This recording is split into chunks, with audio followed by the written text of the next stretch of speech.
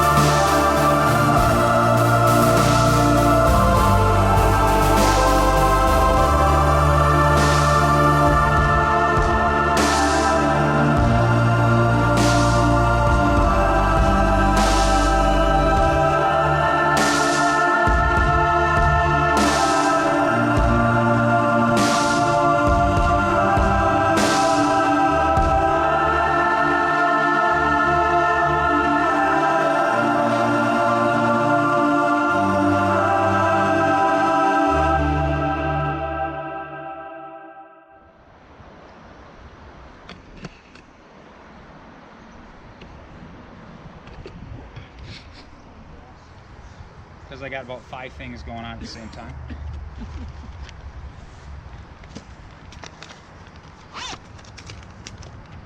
Be a paste. I don't want that at all.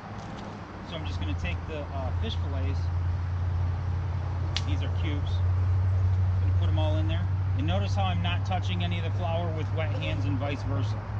You'll have a just gummed up mess with your fingers. Okay. I'm just going to set these in here for a second.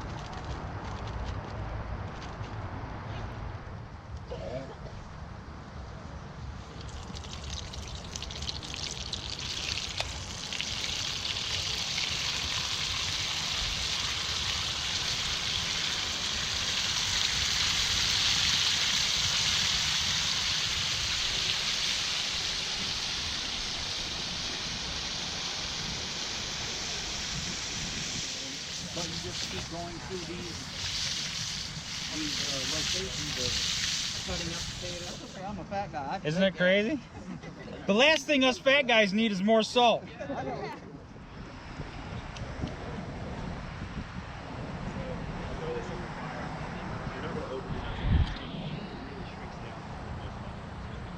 be surprised.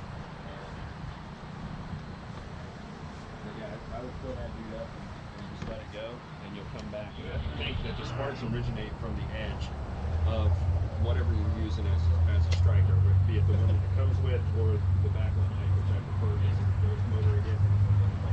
So if I know that they're starting from that edge and projecting forward, then I want to position that edge over what I want to actually catch on fire. You know, so I'm not going to do the spray and pray. So a technique I like to do, I'll go back here where we don't set anything on the same thing up.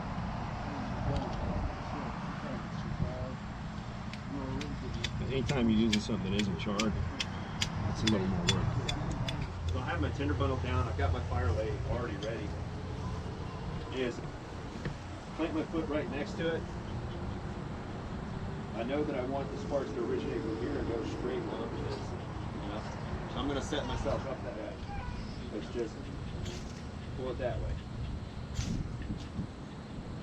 Once it's going, turn it over because fire likes to climb. That's probably good enough.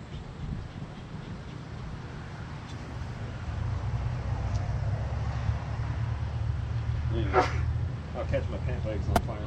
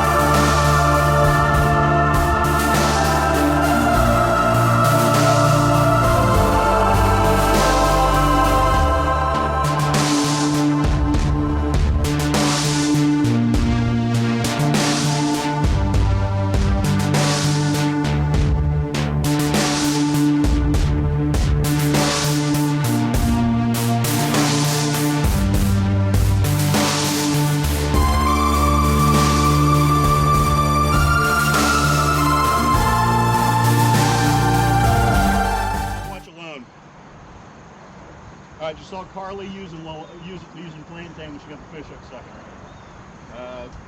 that would have been good when the infection started. It would have drawn the infection out a little bit. Just help with the itching. You know how wounds start to heal on the edge. That would have helped with that. We've got two different kinds of plantain here. This is the common plantain, Plantago major. All right. And if you look around, there's some long, skinny ones, some long leaf.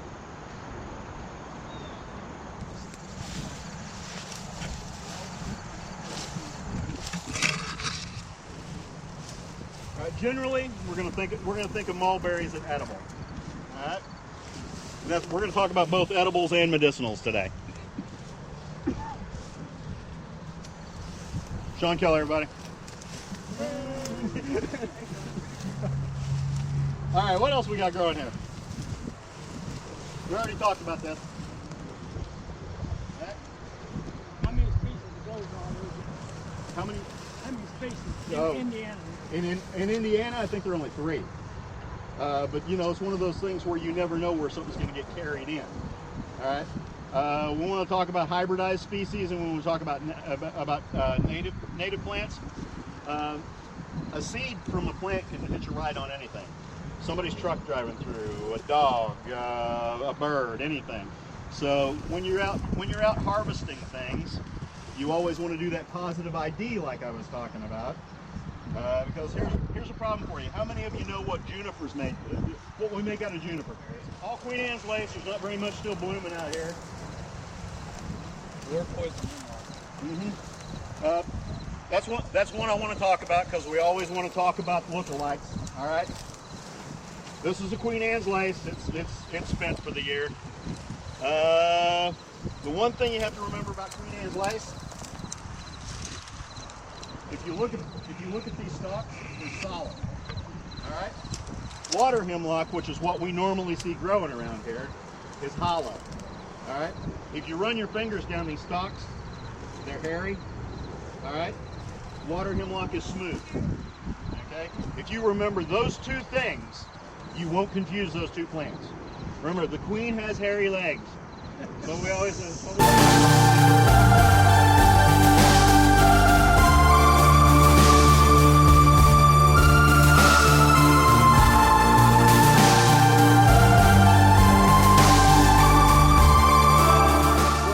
Bedding areas are, what his denning areas are, all those types of things.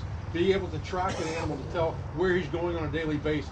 Those things are what allow you to be an effective trapper. You can put 100 traps in an area and never catch anything if you don't know what you're doing. Or you can put 5 traps in an area and catch the majority of those animals out of that area in a very short amount of time if you know what you're doing. And so some of the things I want to teach you guys today is A, how do I humanely trap these animals? And B, how do I most effectively trap these animals? And C, for people who live in suburban areas, trapping is a way that you can protect your livestock, protect your children, protect the pets that you have at your house. Because in this day and age, unfortunately, we have really caused our own problems with these animals, because we've encroached in their areas so much, they have nowhere to go. So they've become urban, they've become suburban. There's places in the town where I live in Jackson. Granted, there's only 8,000 people in the whole county, but there are concentrated areas where people live, and there's deer in their backyard every single day and night because they don't have anywhere else to go in that area without traveling far away from it to get to the woods. So you're going to get coyotes around your chicken pens. You're going to get fox around your chicken pens. You're going to get coyotes that come in your yard. I've had it happen myself and kill my pets. I've had coyotes kill off some of my cats. It's just a circle of life. It just happens. Catch a coyote or a fox, you need to know what time of year it is, what are they looking for, why are they going to come to that set. So early in the season, believe it or not, coyotes don't just eat meat. They eat lots and lots of fruit and berries. So early in the season, something that smells fruity is always good bait. A little bit later in the season, something that smells like a female coyote is always good bait. And then later in the season, when the snow's on, you want rotten meat in there. You want something that smells like food for sure, rotten, nasty meat, that's what they're going to be looking for, okay? So that's your different types of baits, and you just buy different types of baits depending on the season. I use gland lures a lot. Gland lures will work as well for bait as they do for lure. A lot of times I use skunk essence for lure because everything is attracted to skunks, just like everything's attracted to beavers. If it smells like beaver castor or skunk, every carnivore in the world's coming to it, for sure. So beaver castor and skunk essence are really good, but you don't want to get them in your set. You want them around your set. So I might take some skunk essence and put it on a twig up here on a branch or something, or a piece of weeds, something like that that's up here, or I might just take a little bit of it and smear it on one of these pieces of grass. Or if I had a bone laying there, smear it on the bone, but I wouldn't have it in this set. Then I'm going to come into this hole and I'm going to get myself some sheep's wool, which already smells like sheep. It already smells like lanolin, so it already smells like an animal. It's not going to drive the animal away. And I'm going to dip that in some type of bait or a lure, whether it's a gland lure or whether it's some kind of a sweet bait or whether it's some kind of a meat bait. And I'm going to, if it's meat bait, I'm going to shove some meat in the bottom of the hole. I'm going to put that, it's just like loading a shotgun. I'm going to put the bait in there first, and I'm going to put a wad over the top of it, and then I'm going to put some lure here somewhere to bring him in. And I want it deep enough that he's not just going to dig it out of there. It's going to take him a while to get to that. And he's not going to stop digging until it gets there. He's not. If he sticks his nose in there and smells something that interests him, he's not going to stop digging until he gets to it.